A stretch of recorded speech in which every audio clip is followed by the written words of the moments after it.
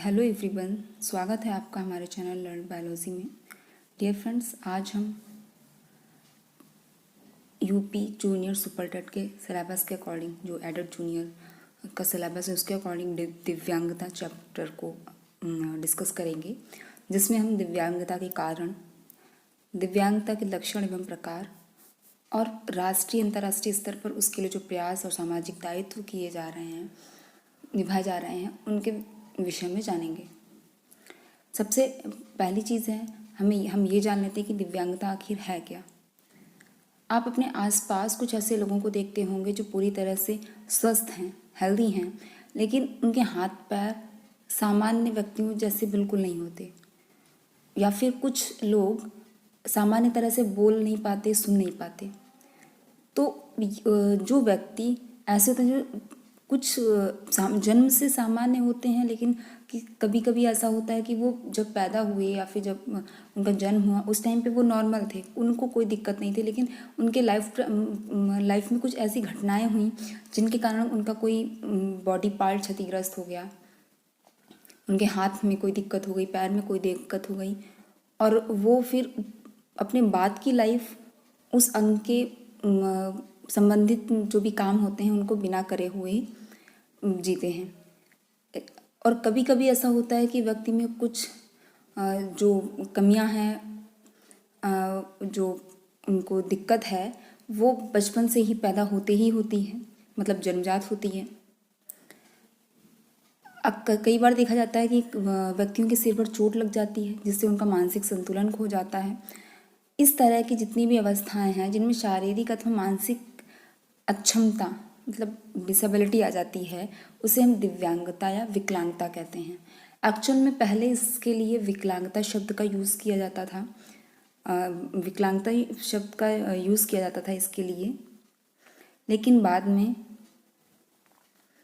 प्रधानमंत्री जी ने विकलांगता शब्द की जगह पे दिव्यांग शब्द का प्रयोग किया।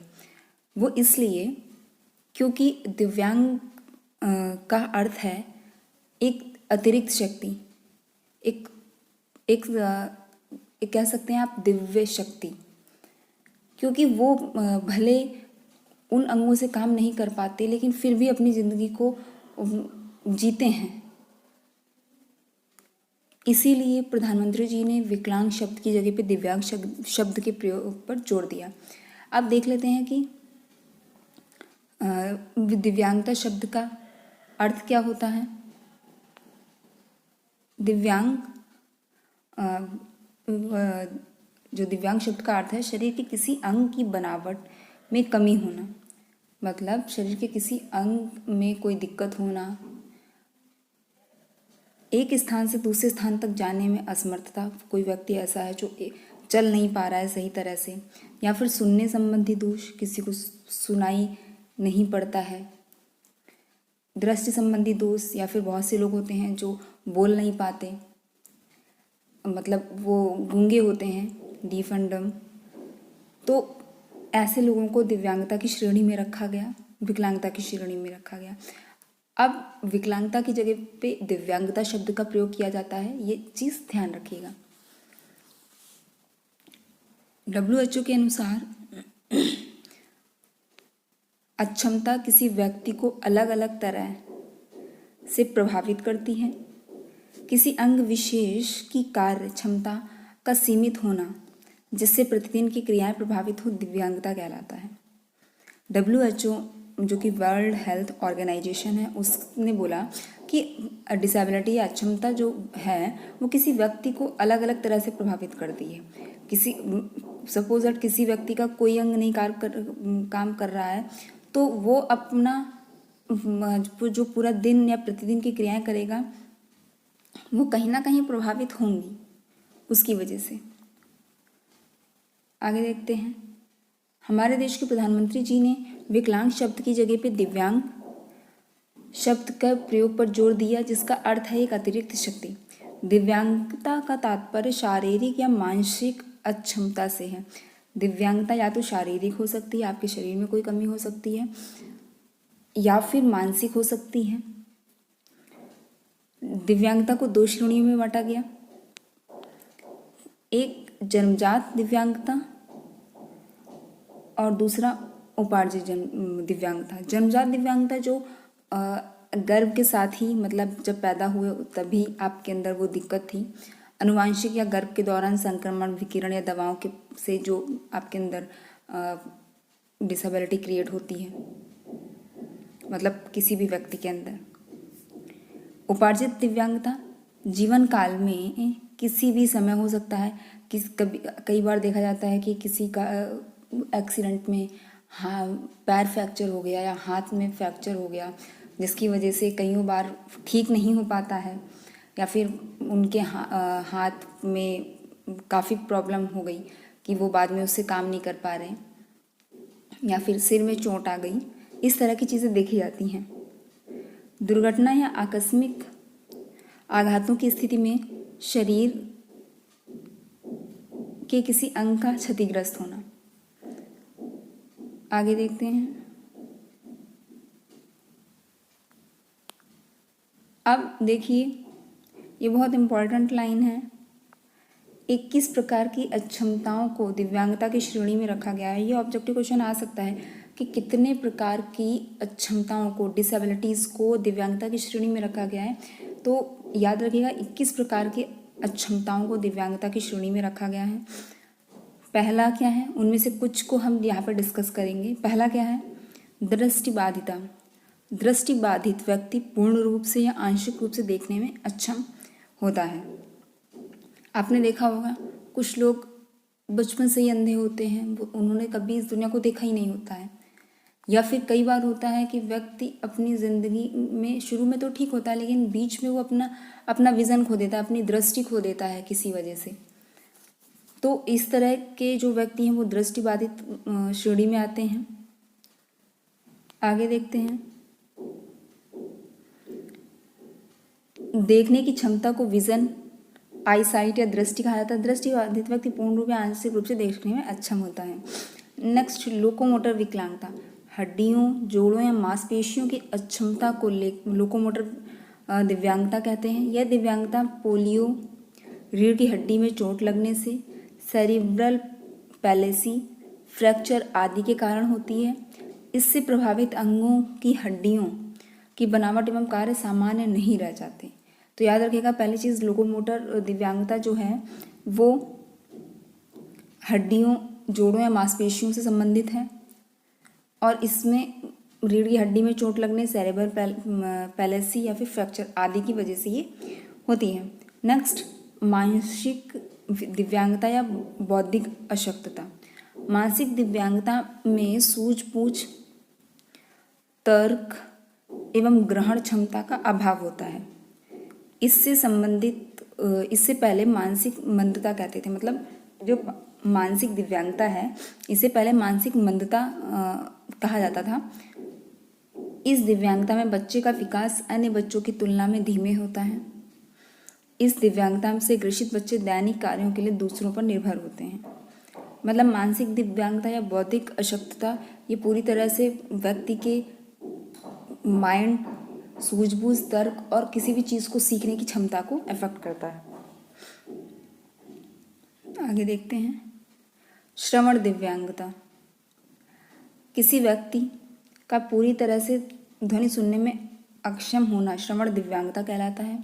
यह कान के पूर्ण विकास के अभाव या कान की बीमारी या चोट लगने की वजह से हो सकता है।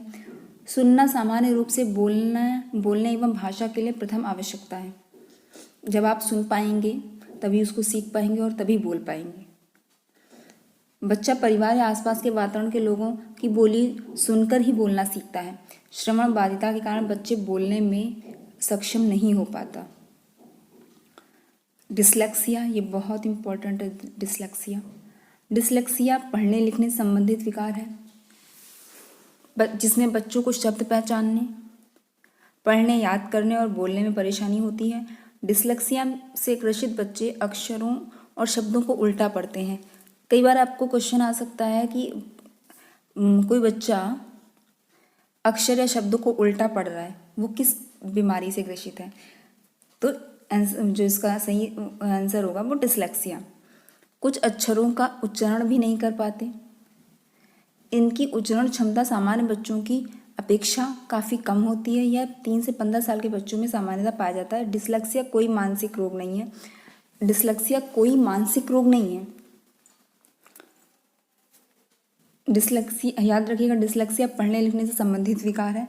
इसमें बच्चा शब्द को पहचानने में दिक्कत महसूस करता है, उसको पढ़ने में या याद करने में दिक्कत महसूस करता है, या फिर बच्चा अक्षरों को या शब्दों को उल्टा पढ़ता है। आगे देखते हैं। डिस्ग्राफिया। डिस्ग्राफिया सुसंगत रूप से ना लिख पाने की एक अक्षमता है, डिसेबिलिटी है। यह एक दिमागी बीमारी की पहचान के रूप में चिन्हित है। डिस्ग्राफिया एक प्रकार का लेखन विकार है जो लिखने के कौशल पर असर डालता है। इसमें स्पेलिंग, हस्तलेखन, शब्दों, वाक्यों और पैराग्राफ को संयोजित करने जैसे कौशल बाधित होते हैं। डिस्ग्राफिया से पीड़ित बच्चों को सही रूप से लिखने में कठिनाई होती है तथा इनके लिखने की गति धीमी होती है। डिसलेक्सिया पढ़ने और डिसलेक्सिया जो है वो पढ़ने और उच्चारण करने या लिखने से संबंधित विकार है। उसमें क्या होता है कि बच्चा शब्दों को पहचान नहीं पाता, लेकिन डिस्ग्राफिया में क्या है कि ये शब्दों, वाक्यों या स्पेलिंग्स को सही तरह से नहीं समझ पाते हैं। ये लेखन विकार है, लिखने संबंधी विकार है। आगे देखते हैं। एक चीज़ याद रखिएगा, ये इसी का एडिशनल जानकारी है। बाज़ार में जो चीज़ें हम खरीदते हैं, आप वैसे तो सब जानते होंगे, उन पर उनके निर्माण की तिथि लिखी होती है, जिसे जो उस पर जो प्रिंट होती है वो MFG.D मतलब मैन्युफैक्चरिंग डेट के रूप में होती है। जो उसकी अंतिम तारीख होती है, जिस तारीख तक आप उसका उपयोग कर सकते हैं, उसे एक्सपायरी डेट के रूप में लिखा जाता है। और जब भी कोई भी चीज़ खरीदें या खरीदा करिए तो ज़रूर इन दोनों ही चीज़ों को ध्यान में रखा करिए। मे बी ये आपको एग्ज़ाम में दे सकता है कि MFG.D निर्माण में जो दवाइयों के या किसी पदार्थ जो प्रोडक्ट हैं उनके निर्माण की जो दिनांक होती है वो किस रूप में लिखी हुई होती है। तो उसमें कई सारे ऑप्शन दे सकते हैं, जिसमें से राइट आंसर जो होगा वो ये होगा। आगे देखते हैं। दिव्यांगता के राष्ट्रीय एवं अंतर्राष्ट्रीय स्तर पर प्रयास। भारत का संविधान अपने नागरिकों के लिए समानता, स्वतंत्रता, न्याय एवं गरिमा सुनिश्चित करता है और स्पष्ट से यह विकलांग व्यक्तियों समेत एक संयुक्त समाज बनाने पर जोर डालता है। हाल के वर्षों में दिव्यांगों के प्रति समाज का नज़रिया तेजी से बदला है। यह माना जाता है कि यदि दिव्यांग व्यक्तियों को समान अवसर एवं प्रभावी पुनर्वास की सुविधा मिले तो वे बेहतर गुणवत्तापूर्ण जीवन व्यतीत कर सकते हैं। भारतीय पुनर्वास परिषद 1992 के अंतर्गत पुनर्वास सेवाओं के लिए इस प्रकार के प्रावधान किए गए। ये इम्पॉर्टेंट है, जो उन्होंने 7 राष्ट्रीय संस्थान दिए हैं जो इस क्षेत्र में कार्य कर रहे हैं। पहला शारीरिक विकलांग संस्थान जो कि नई दिल्ली में है। राष्ट्रीय दृष्टि विकलांग संस्थान देहरादून में। शारीरिक विकलांग है वो नई दिल्ली में है। राष्ट्रीय दृष्टि वो देहरादून में है। आप इस तरह से कोई दृष्टि है तो देहरादून में है। विकलांग है, शारीरिक विकलांग है वो दिल्ली में है। ऑर्थोपेडिक कोलकाता में है। इसमें लास्ट में का आ रहा है तो आप जो स्टेट शुरू होगा वो का से ही होगा। राष्ट्रीय मानसिक विकलांग संस्थान वो सिकंदराबाद में है। राष्ट्रीय श्रवण विकलांग संस्थान मुंबई में और राष्ट्रीय पुनर्वास एवं अनुसंधान संस्थान कटक में है। राष्ट्रीय बहुविकलांग सशक्तिकरण संस्थान चेन्नई में। इसमें जो सब इम्पोर्टेंट है वही राष्ट्रीय पुनर्वास एवं अनुसंधान संस्थान, ऑर्थोपेडिक और शारीरिक विकलांग, ये मेरे ख्याल से सबसे ज़्यादा इम्पोर्टेंट है। बाकी एक बार सबको देख लीजिएगा। आगे चलते हैं। दिव्यांग व्यक्तियों को सशक्तिकरण के क्षेत्र में उत्कृष्ट कार्य करने के लिए उत्तर प्रदेश राज्य को सर्वश्रेष्ठ राज्य का राष्ट्रीय पुरस्कार भारत सरकार द्वारा 3 दिसंबर 2015 को विश्व दिव्यांग दिवस के अवसर पर प्रदान किया गया। याद रखिएगा 3 दिसंबर को विश्व दिव्यांग दिवस होता है।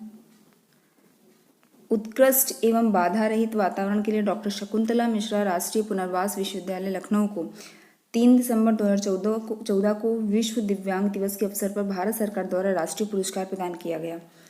40%, ये इम्पोर्टेंट है, 40% या उससे अधिक किसी भी प्रकार के अक्षमता वाले व्यक्तियों को दिव्यांग कहा जाएगा। मतलब जिसकी जो 40% से कम है उनको दिव्यांगता की श्रेणी में नहीं रखा गया है, 40% या उसके ऊपर के लोगों को दिव्यांगता की श्रेणी में रखा गया है।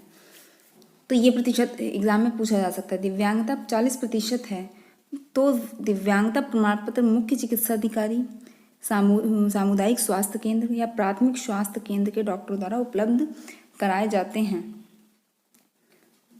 आगे देख लेते हैं। अंतर्राष्ट्रीय विकलांगता विकास कंसोर्टियम IDDC, ये फुल फॉर्म याद कर लीजिएगा, international disability development consortium. IDDC सहयोग एवं सूचना के आदान प्रदान के माध्यम से दिव्यांग लोगों के अधिकारों को बढ़ावा देता है। मोबिलिटी इंटरनेशनल USA अंतर्राष्ट्रीय विकास और दिव्यांगता कार्यक्रम दिव्यांगों और विकास के प्रतिभागियों के रूप में दिव्यांग लोगों को शामिल करने के लिए दिव्यांगता समुदाय अंतर्राष्ट्रीय विकास समुदाय के बीच एक पुल के रूप में कार्य करता है। पूरी तरह से हमारे जो गवर्नमेंट है उसका WHO का मानना है कि दिव्यांगता कोई आप इसको कमी लेकर के या हीन भावना के साथ जिंदगी को मत जियो, आप समाज की मुख्य धारा में शामिल होकर के खुद को भी साबित कर सकते हो। और ऐसा होता है, पैरा ओलंपिक्स होते हैं जो सिर्फ दिव्यांग लोगों के लिए ही एग्ज़ाम कह रही हूँ, कॉम्पिटिशन होता है, खेल प्रतियोगिता है। तो उनको समाज की मुख्य धारा से जोड़ना ताकि वो उनके अंदर कोई हीन भावना रहे, वो समाज के और लोगों के साथ खुद की बराबरी कर पाएँ, ऐसा हमारी सरकार का WHO का विज़न है।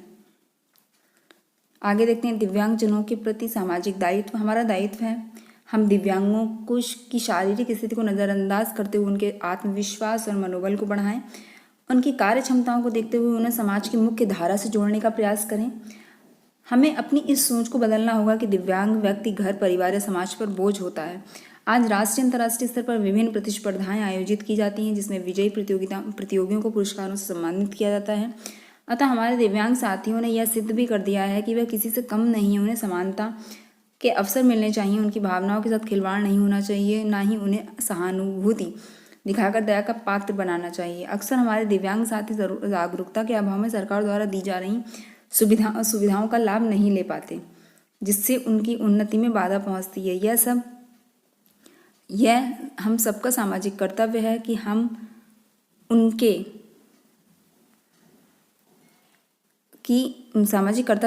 अपने दिव्यांग साथियों को सरकारी योजनाओं के प्रति जागरूक करें, उन्हें सामान्य जीवन व्यतीत करने में मदद करें ताकि हमारे दिव्यांग साथी अन्य लोगों के समान पूरे आत्मविश्वास के साथ जीवन व्यतीत कर सकें। तो ये है हमारी सरकार का विज़न और हमारा विज़न इस एक अच्छे नागरिक होने के नाते कि आप किसी भी डिसेबल पर्सन है जो शारीरिक रूप से विकलांग है, आप उसको बूस्ट करिए, उसका आत्मविश्वास बढ़ाइए ताकि वो खुद के अंदर हीन भावना ना महसूस करके खुद को भी कुछ महत्व या बहुत महत्व दे पाए।